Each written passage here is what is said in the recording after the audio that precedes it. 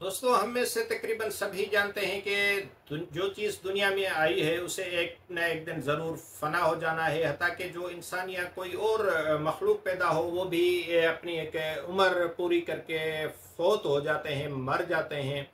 और ये भी एक नज़रिया है कि दुनिया ने भी एक न एक दिन ख़त्म ही होना है।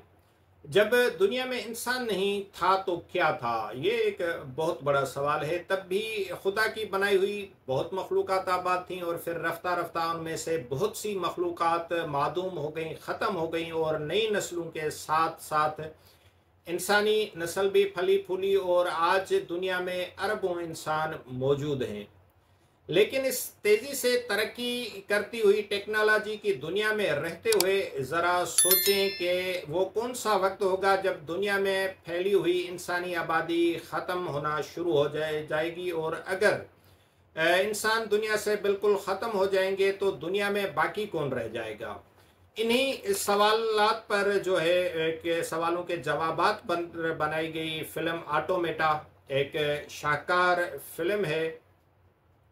और हम तो सब जानते हैं कि दुनिया में माहौलियाती तब्दीलियां किस कदर तेज़ी से रौनमा हो रही हैं और जिससे इंसान की बका ख़तरे में पड़ गई है। तेज़ी से आते हुए ज़लज़ले, फ्लड्स, गैर मुतवक्का बरसातें और इस तरह से बहुत सारे ऐसे जो है कुदरती आफात आ रही हैं जो सारी इस क्लाइमेट चेंज की मरहून मिन्नत हैं जिसको इंसान दुनिया में भुगत रहा है। तो ये जो फिल्म है इसमें भी इन्हीं तब्दीलियों की वजह से इंसान दुनिया में अपनी नस्ल को बचाने की कोशिशों में मसरूफ़ दिखाया गया है।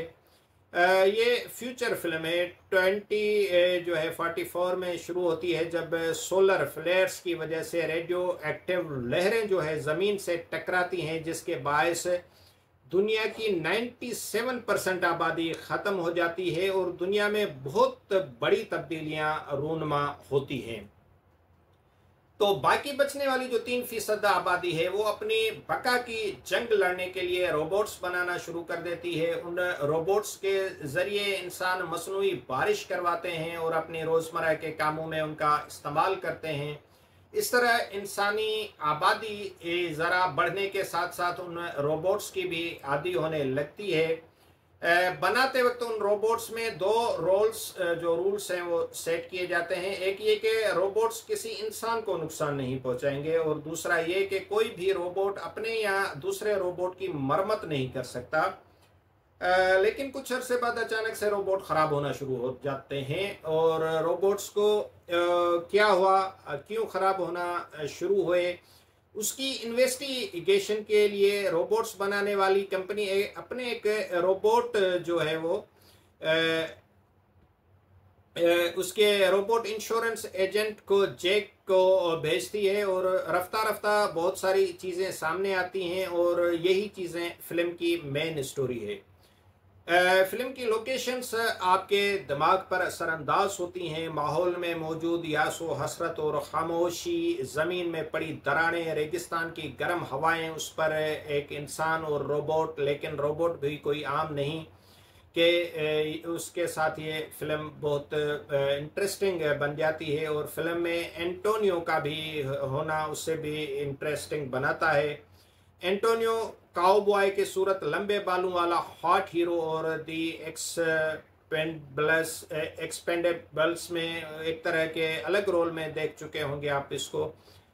लेकिन आप इस रोल में उसकी जानदार एक्टिंग के साथ एक नया एंटोनियो देखेंगे। एंटोनियो के काफ़ी फैंस हैं और उसकी एक अपनी एक अलग पॉपुलैरिटी है। लेकिन उसके अलावा अगर आप जानना चाहते हैं कि साइंस और टेक्नोलॉजी के इस दौर में इंसान का मुस्तकबिल क्या है तो ये फिल्म जो है वो आपके लिए बहुत ज़्यादा मददगार साबित हो सकती है।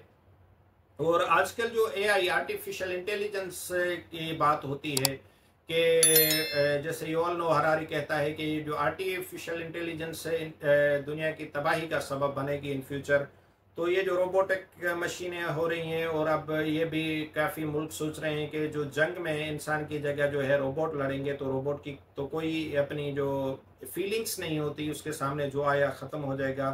तो ये इंसान ही है जो इन मशीनों, साइंस, टेक्नोलॉजी को दुनिया की तबाही के लिए इस्तेमाल कर रहा है। तो बहरहाल ये एक फ़िल्म है, फ़िक्शन का एक हिस्सा है, लेकिन बहुत इंटरेस्टिंग है और बहुत सारी चीज़ें हैं जो है इसमें ऐसी भी हैं जो साइंस और टेक्नोलॉजी की दुनिया में भी साथ साथ वो एक इनकलाब बर्पा कर रही हैं। तो आप ये फ़िल्म देखें, आप इससे लुत्फ़अंदोज़ भी हो सकते हैं और आपको अपने फ्यूचर का भी एक ख़्याल आता है, सोच आ सकती है कि हमारा फ्यूचर क्या होगा। तो वीडियो देखने के लिए बहुत बहुत शुक्रिया। अगर आपकी इस हवाले से कोई राय हो तो उसे ज़रूर आज्ञा कीजिएगा और उम्मीद करता हूँ कि आप ये चैनल सब्सक्राइब कर चुके होंगे। Thank you very much.